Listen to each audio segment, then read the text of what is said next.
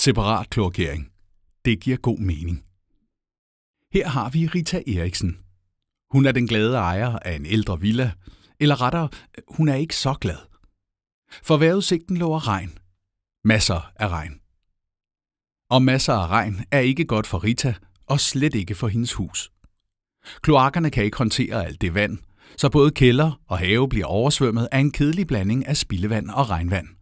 Og for at det ikke skal være løgn, løber blandingen fra kloakken også ind i naboens kælder, så naboen er heller ikke glad. De er heller ikke glade inde på renseanlægget. De kan ikke nå at rense alt det meget regnvand, der er blevet blandet med spildevandet, så de bliver nødt til at lede noget af det ud i åen. Og åen løber videre ud i en fjord, og alle de dyr, fisk, planter og mennesker, der lever i og omkring åen og fjorden, bliver heller ikke spor glade. Nej, siger Rita. Og det har hun jo god grund til.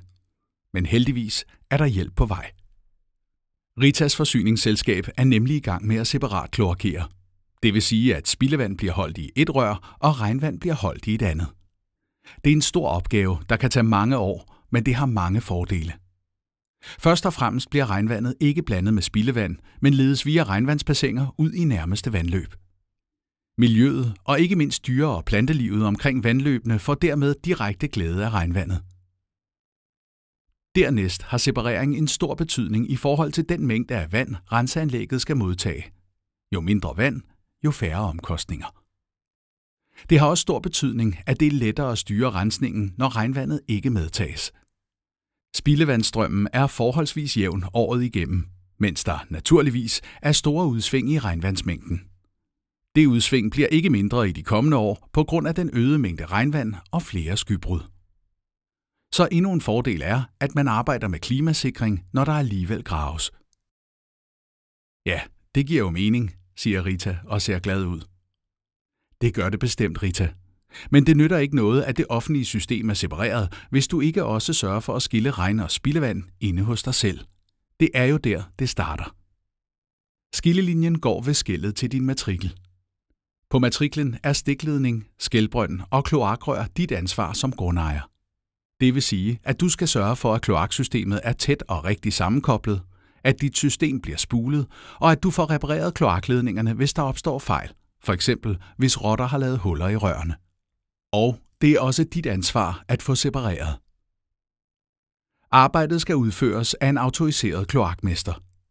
Han eller hun laver separeringen og hjælper også med at få indsendt de rigtige papirer til kommunen, så det er dokumenteret, at alt regnvand på ejendommen er adskilt fra spildevandet.